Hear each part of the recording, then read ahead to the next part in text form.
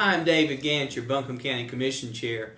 I'd like to talk to you a little bit about what happened at our November 17, 2009 meeting.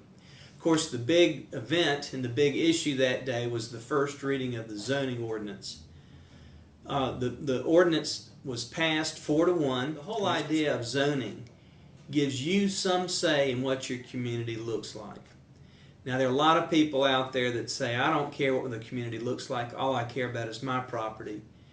But when a concrete plant, a racetrack, anything that smells, anything that has noise, it's going to affect your property values, it's going to affect your rights. So I think the zoning ordinance is just a tool in ways to preserve what you have and to give you a say in what your community looks like. And that's the bottom line. It's not a magical a potion that fixes everything, but it gives you a chance to complain if something's going next to you that you don't think is appropriate for your neighborhood.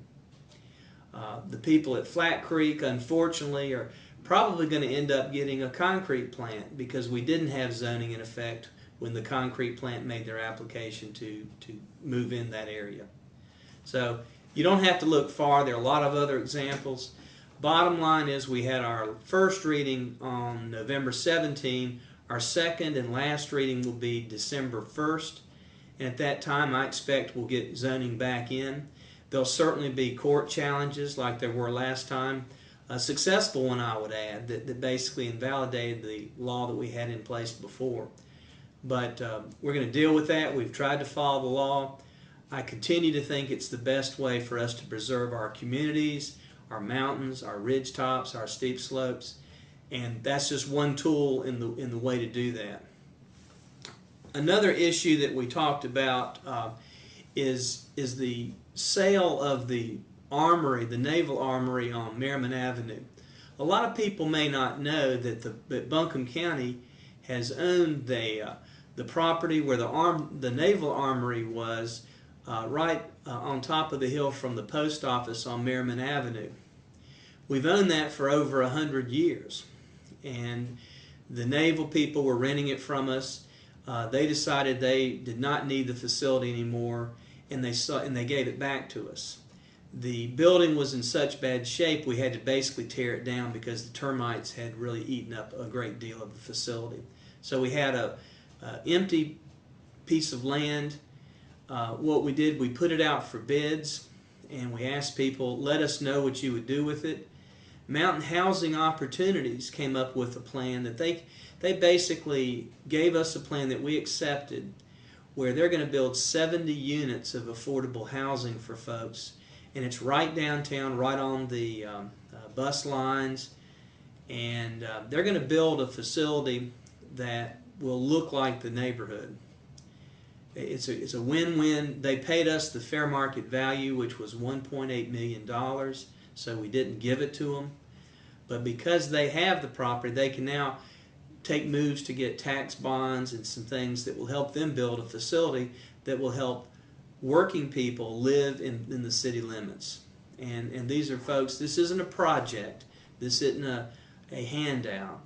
The people will have to pay for it. But it will be affordable housing for people that make between $15,000 and $40,000 a year. They can live in the city and have their own place, have their own mortgage. So we're excited about that. We think that's the right way to go. And we sold the property to Mountain Housing Opportunities at our November 17, 2009 meeting. The third thing we did of note in the meeting was we basically tapped into some federal stimulus money, some they call them recovery zone bonds. And what that is if people agree to be more energy efficient and they meet certain criteria, they're eligible for federal money. And the money will be given to Ingalls and to the Asheville Group. The Asheville Group is a homegrown company. They basically have 95 people working for them. And it literally started in the closet of the Asheville AB Tech incubator. So this is, and Ingalls, of course, is a hometown company. And we're glad to work with them. And we want them to go all the way. They're going to put a $3.9 million investment, and the Ingalls will be doing the same kind of thing. and that's what makes them eligible for this federal money, because they're going to do it in a green way when they do their facility.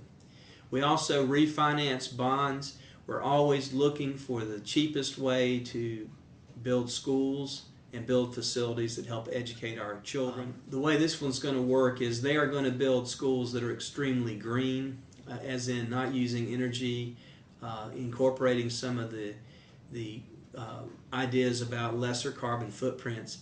And because of that, they get certain benefits both from the federal and state, and we're going to give money to the schools to help them do this under the bond model. We're basically refinancing the bond like many of you might have refinanced your loans. But we're going to get even more bang for the buck because of the way they have set the schools up to receive it. The interesting thing about the school construction and some of the money they're going to be using is that because they're building it green, it's actually going to cost less money per square foot than it would the traditional buildings. And the Buncombe County School representatives felt that it's important for the schools to walk the walk as well as talk the talk. And so they're going to have a way to show kids how to do green. And I think everyone on the commission agrees with this. We've got a moral obligation to lessen the energy consumption and to do things that preserve our environment, preserve our limited budget, and stretch the dollars as thin as much as they can go. So those were the main topics. I'm David Gant, your Buncombe County Commission Chair, and I appreciate you listening.